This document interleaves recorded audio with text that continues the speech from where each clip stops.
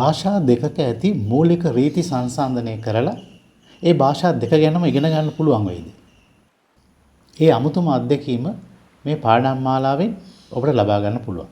භාෂා දෙකක ඇති වෙනස්කම් සහ සමානකම් තුළින් ඒ භාෂා දෙකම ඊටම ලේසියෙන් ඉගෙන ගන්න අවබෝධ කරගන්නේ කොහොමද කියන එක මේ පාඩම් මාලාවෙන් ඔබට විස්තර කරනවා. දිගටම අපි සමග රැඳී සිටින්න. භාෂාවක් හැසිරෙන ආකාරය ගැන දැනගන්න එම භාෂාවේ ක්‍රියාපද හැසිරෙන ආකාරය දැන ගැනීම ඉතා වැදගත්. ඒ නිසා අපි ක්‍රියාපදයක ස්වභාවයත් එහි සංයුතියත් ගැන ඉස්සෙල්ලා බලමු. ක්‍රියාවක් වාක්‍යයකට සේවා දෙකක් සපයනවා. එකක් එයින් සිදුවන ක්‍රියාව පෙන්වනවා. අනෙක එම ක්‍රියාවට සම්බන්ධ කාලයක් පෙන්වනවා. ක්‍රියාවකට මේ මූලික මෙහෙවරට අමතරව තව අඩු වැඩි එකතු වෙලා ක්‍රියාපද සෑදෙනවා. භාෂාවක ක්‍රියාපද ඔක්කොම පැන නගින්නේ එක මූලික ආකෘතියකින්. ඒකට සිංහල භාෂාවේ කියන්නේ ක්‍රියාමූලය. එහෙම නැත්නම් ධාතු ප්‍රකෘතිය කියලා. මේ ඕගොල්ලන්ට පේන්නේ ධාතු ප්‍රකෘතිය. එහෙම නැත්නම් ක්‍රියාමූලයේ ආකෘතියක්. මෙහි එක පැත්තක ක්‍රියාව තියෙනවා. නමුත් කාලය පිළිබඳ මෙහි ඉඟියක් නැහැ. ඒ නිසා තමයි කාලයක් නැත කියන අර්ථය පෙන්වන්නට මේ අනන්තය නිරූපණය කරන ලකුණ භාවිතා කරලා තියෙන්නේ. ක්‍රියාමූලයක ඇති මේ හිස් අවකාශය පිරවෙන ආකාරය අනුව තමයි විවිධ ක්‍රියාපද පැන නගින්නේ. ඉංග්‍රීසි භාෂාවේ ක්‍රියාපද වලට කියන්නේ verb forms කියලා. මේ verb forms සිංහල ක්‍රියාපද වගේම පැන නගින්නේ එක් මූලික ආකෘතියකින්. ඒකට කියන්නේ base form එහෙම නැත්නම් infinitive form කියලා. මේ ඕගොල්ලන්ට පේන්නේ infinitive form එකේ ආකෘතියක්. අපි කලින් දුටුවා වගේම එක පැත්තක action එකක් තියෙනවා. අනිත් පැත්ත හිස් අවකාශයක්. ඒ නිසා තමයි මේ lemniscate symbol එක ඒ පැත්තට යොදලා තියෙන්නේ. ඉංග්‍රීසි වලින් ක්‍රියාමූලයට කියන්නේ infinitive form. infinity කියලා කියන්නේ අනන්තය. මේ infinitive verb එකේ හිස් කොටස පිරවෙන ආකාරයට තමයි verb forms හැදෙන්නේ. එක verb form එකක් අනිත් verb form එකකින් වෙනස් වීමට අපි කියන්නේ inflection එකක් කියලා. inflection කියන්නේ වෙනස. ඒ කියන්නේ ભેද. මේ ભેද අවශ්‍ය වන්නේ වාක්‍යයක උක්තය ඒ කියන්නේ කර්තෘ ආඛ්‍යාතය ඒ කියන්නේ ක්‍රියාපදයට ගැළපෙන ආකාරය අනුවයි. කර්තෘගේ එහෙම නැත්නම් උක්තයේ ස්වરૂපය අනුව ක්‍රියාපදයේ ඒ කියන්නේ ආඛ්‍යාතයේ සිදුවන වෙනස්කම් ඒ කියන්නේ ભેද වර්ග කිහිපයකින් විස්තර කරන්න පුළුවන්. සිංහල භාෂාවේ නම් එවැනි ભેද 4ක් පෙන්වුම් කරනවා. එක කාල ભેදය. ඒ කියන්නේ වර්තමාන, අතීත, අනාගත වශයෙන් කාලය අනුව ක්‍රියාපදයේ දක්නට ලැබෙන වෙනස්කම්. බලන්න මේ උදාහරණ දිහා. ඔහු බත් කයි. ඔහු බත් කෑවේය. ඔහු බත් කන්නේය. මෙහිදී කර්තෘ එකම කෙනා වුණත් ක්‍රියාපදයේ කිසියම් වෙනස්කම් සිදු වී ඇති බව පැහැදිලි වෙනවා. ඔහු බත් කයි වර්තමාන කාලයේ. ඔහු බත් කෑවේය අතීත කාලයේ. ඔහු බත් කන්නේය අනාගත කාලයේ. දැන් ඔයාලට තේරෙනවා කාලය අනුව ක්‍රියාපදයේ වෙනස්කම් ඇති වෙන බව. දෙවනුව පුරුෂ ભેදය. සාමාන්‍යයෙන් භාෂාවක් එහි ඇති නාමපද භාෂාවට ඇති වැදගත්කම අනුව ප්‍රධාන කොටස් 3කට වෙන් කරනවා. පළවෙනි නාමපද කාණ්ඩය උත්තම පුරුෂය. යම් භාෂාවක් කතා කරන කෙනා හෝ යම් භාෂාවක් ලියන කෙනා එම භාෂාවේ ඉන්න වැදගත්ම පුද්ගලයයි. එයාට කියන්නේ උත්තම පුරුෂ කියලා. මම කියන්නේ උත්තම පුරුෂ ඒක වචන. අපි කියන්නේ උත්තම පුරුෂ බහුවචන. කෙනෙක් කතා කරන භාෂාව අහගෙන ඉන්න කෙනා හෝ කෙනෙක් ලියපු භාෂාව කියවන කෙනා භාෂාවට වැදගත් ඊළඟ පුද්ගලයා. එයාට කියන්නේ මධ්‍යම පුරුෂ කියලා. ඔබ කියන්නේ මධ්‍යම පුරුෂ ඒකවචන. ඔබලා කියලා කියන්නේ මධ්‍යම පුරුෂ බහුවචන. මේ උත්තම පුරුෂ මධ්‍යම පුරුෂ යන වර්ග දෙකට අයිති නැති සියලුම අනිත් නාම පදවලට අපි කියන්නේ ප්‍රථම පුරුෂ නාමපද කියලා. ඒවත් වර්ග දෙකයි. ප්‍රථම පුරුෂ ඒකවචන, ප්‍රථම පුරුෂ බහුවචන. මේ නාමපදවල ඇති පුරුෂ ස්වභාවය අනුවත් ආඛ්‍යාතයේ යම් යම් වෙනස්කම් දක්නට ලැබෙනවා. අපි බලමු ඒ මොනවද කියලා. බලන්න මේ උදාහරණ දිහා. මම බත් කමි, අපි බත් කමු, ඔහු බත් කයි. මේ තුනම වර්තමාන කාල වාක්‍ය තුනක්. නමුත් කර්තෘගේ පුරුෂ ස්වභාවය අනුව ක්‍රියාපදය වෙනස්කම් පෙන්නලා තියෙනවා. මම උත්තම පුරුෂ.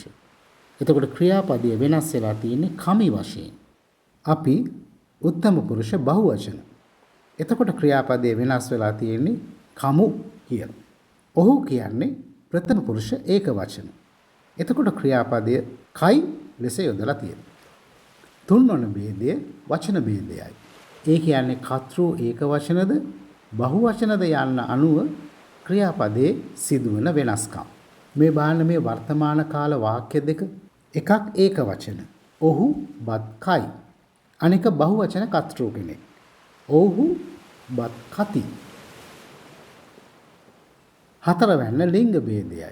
කර්තෘ ස්ත්‍රී ලිංගද පුරුෂ ලිංගද නපුංසක ලිංගද යන කාරණේ සැලකිල්ලටගෙන ක්‍රියාපදයේ යම් යම් වෙනස්කම් සිදු වෙනවා. බලන්න මේ අතීත කාල වාක්‍ය දෙක. දෙකේම කර්තෘ ඒකවචනයි. නමුත් ඔහු බත් කෑවේය, ඈ බත් කෑවාය.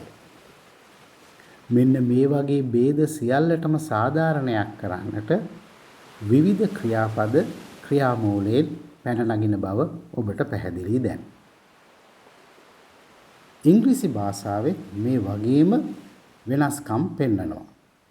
මේ ભેදවලට එහෙම නැත්නම් වෙනස්කම් වලට ඉංග්‍රීසි වලින් කියන්නේ ඉන්ෆ්ලෙක්ෂන්ස් කියලා. පළමුවෙන් ටයිම් එකට අනුව සිදුවන ඉන්ෆ්ලෙක්ෂන්ස්. I eat rice කියන්නේ මම බත් කනවා. I ate rice කියන්නේ මම බත් කෑවා. වර්තමාන කාලයේ ඉඳන් අතීත කාලයට මාරු වෙනකොට ක්‍රියාපදයේ යම් ભેද පෙන්වුම් කරනවා.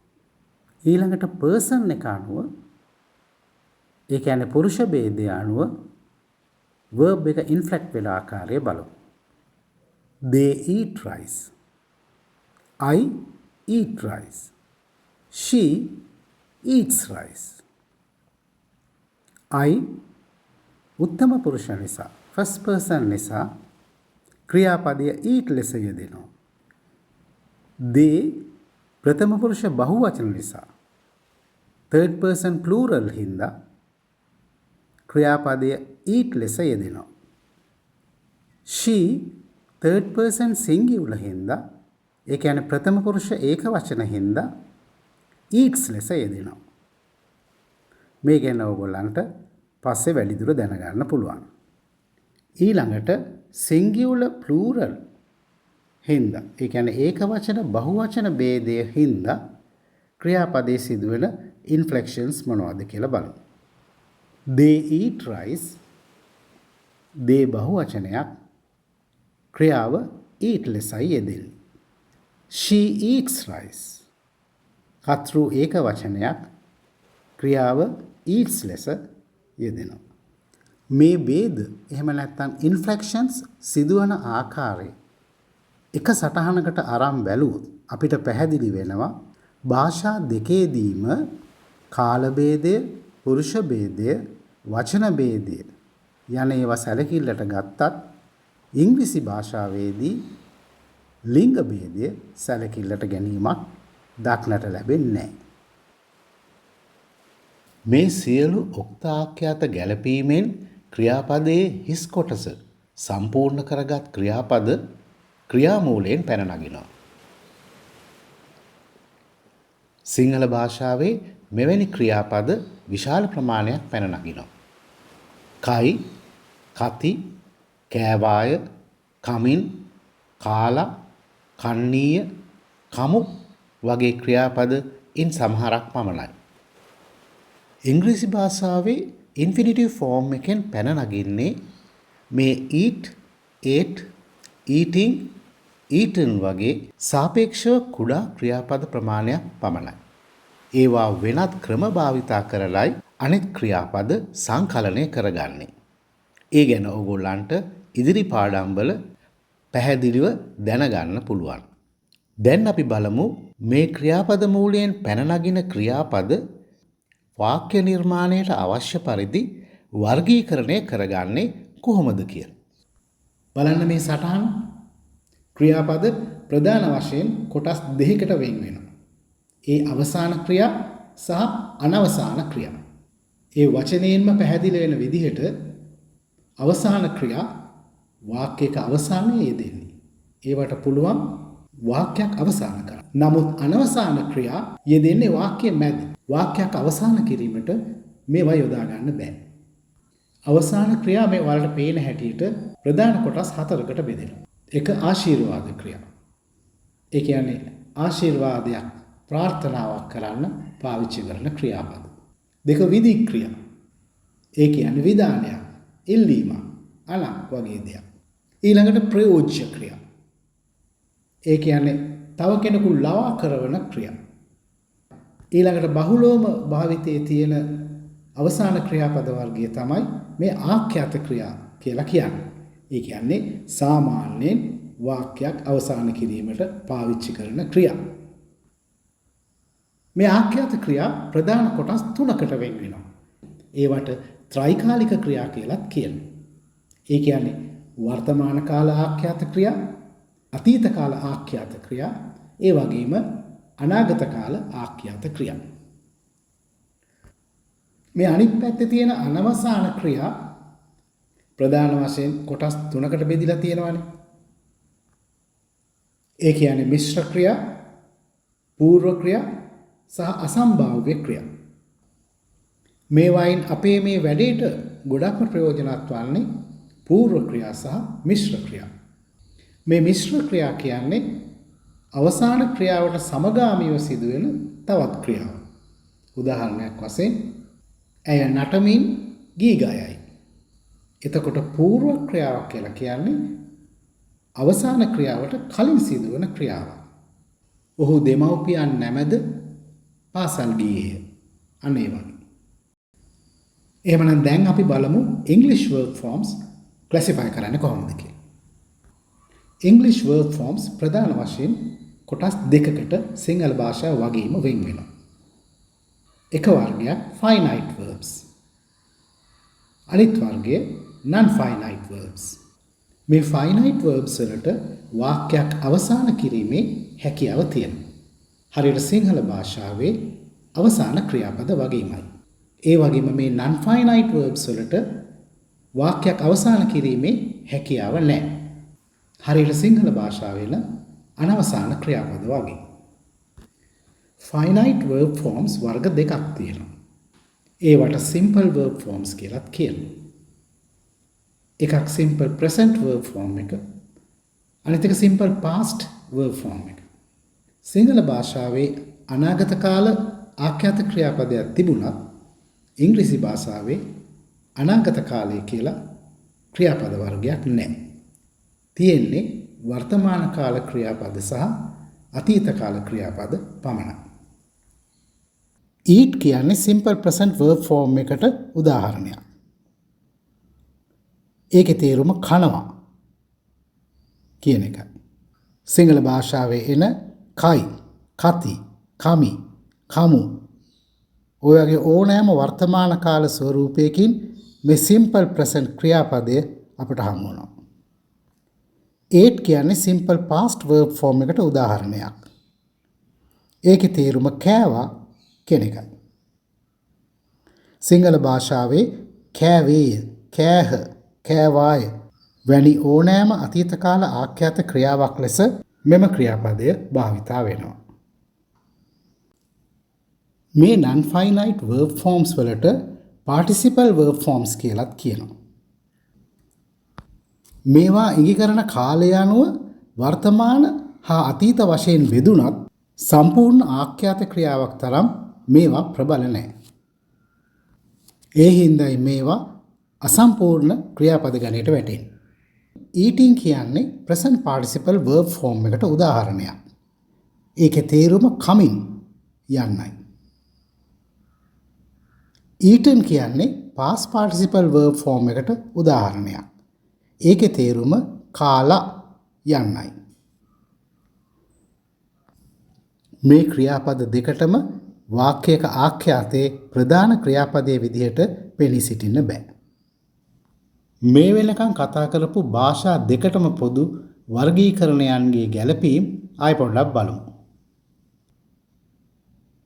ක්‍රියාපද ප්‍රධාන වර්ග දෙකකට වෙන් වෙනවා සම්පූර්ණ ක්‍රියාපද සහ අසම්පූර්ණ ක්‍රියාපද වශයෙන්. සම්පූර්ණ ක්‍රියාපද ආයෙත් කාලය අනුව කොටස් දෙකකට වෙන් වෙනවා. මේ සම්පූර්ණ ක්‍රියාපද ස්වාධීනයි. තනිවම ආඛ්‍යාතයේ සියලු ගැළපීම් ගලපා පෙන්වන්නට තරම් ප්‍රමාණවත්. ඉඟිකරන කාලය අනුව අසම්පූර්ණ ක්‍රියාත් වර්ග දෙකකට වෙන් වුණත් ආඛ්‍යාතයේ කාලය සම්පූර්ණ කිරීමට තරම් ප්‍රබල කාලය පෙන්වන හිඟියක් මෙම ක්‍රියාපදවල නැහැ. ඒ නිසා මේවා අසම්පූර්ණ ක්‍රියාපද ලෙසයි ගණන් ගන්න. මේවාට තවත් ක්‍රියාපදයක උදව්වක් නැතුව කාලය සම්පූර්ණ කර ගැනීමට අමාරුයි.